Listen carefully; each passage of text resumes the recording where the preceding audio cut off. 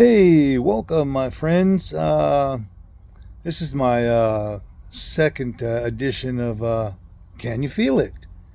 And I'm just sitting here outside in a nice, comfortable spot before it gets too hot here in the beautiful San Joaquin Valley.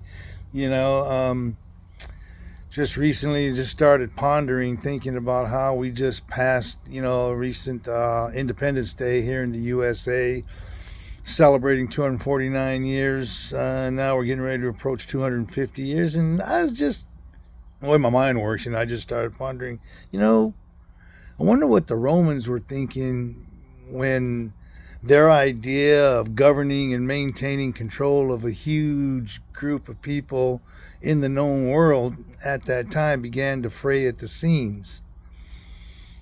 Um, I look around and I see certain things happening in this country as well that almost reflect the same manner, with even in our government, where you see the loss of integrity, backstabbing, morality, the viciousness just of entire daily debates and things that are going on, and the divisiveness that's going on in the country, and it really breaks my heart to see that here in the USA. But I understand it. That we are a country of freedom, loving people. And we believe that we have the right to agree and disagree. Well, that's fine.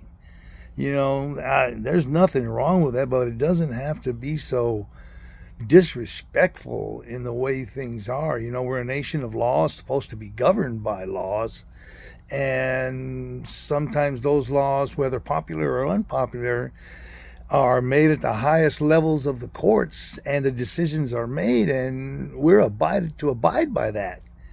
But yet people don't seem to understand that that's the way things are, and that's the way things have always been in this country because of the Constitution that we have. um, you know I believe that every area of life, has a way of reaching a pinnacle. And yeah, even in this country, at one point we were the model of the known world. We were the ones to be respected and looked up to. And as the most recent 4 years that passed ago, I think that we became some point of a disappointing nation, or maybe even a laughing stock. But my hope is that with this new leadership, and even in the years to come, that we build that model back up that once showed respect, and stop backbiting and commenting on stuff that is petty. It's silly, and it makes me laugh, just to sit there and watch that type of stuff go on. But as I was saying, at some point, we everybody, person, place, or thing, reaches a pinnacle in their lives, and in what they're doing, and are hitting a ceiling. And if they don't have an outlet, you begin to fall apart. We've got to find a way to sit back, and yeah, debate is great, but we have to find common ground. And in this country, we've always been able to do that. And it's sad to say, when you look back on history, you kind of think back where I once read that, Abraham Lincoln, even in his youth, at one time did a speech to the Young Men's Lyceum, and I'm just going to be paraphrasing here. He said that something to the point that, oh God, I wish I could remember it line for line, but I can't. That we as a nation are either going to live for all time, or die by suicide. And to a certain extent, if you look around the country, we're beating up on ourselves. Yeah, we've always been divided. I look back on the 30s and 40s civil rights marches, the 60s, the change in conservatism to liberalism and things like that. But even as time went on, we were still able to find common ground in things. But for people just to hate is really what's destroying the country. And I've seen the commercials. It is hate. that's destroying the country. You can't hate.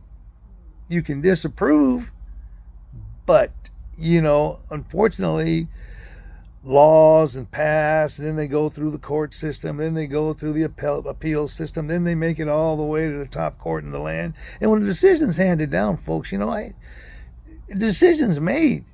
That's it. You pack up and you carry on and you go on from there. You don't continue to march for the same old thing once the decision has been made. The founding fathers did that for a specific reason so that we can continue on as a country. And it's hard to do when you look at today's factions and the way we're so split on our lifestyles and things of that nature. God blessed this country for many, many years. I'm a believer in that. And I believe that God puts all people into power. And I also believe that Jesus, being my Lord and Savior, has allowed me to live a different life now. And I could feel it. And I honestly believe that right now he's on the sidelines watching to see if we're going to come together as a nation, or, as Abe Lincoln said, die by suicide. So we really need to get our act together. I'll leave you with that. And I just want to say, hey, thanks for listening. Leave your comments if you wish. But, man, just speak to the stuff that I talked about. No need to get angry. No need to get nasty. Go ahead and comment. I'll reach out and post, my perspective. But thank you for listening. And this is another edition of Hey, Can You Feel It? Because I sure can.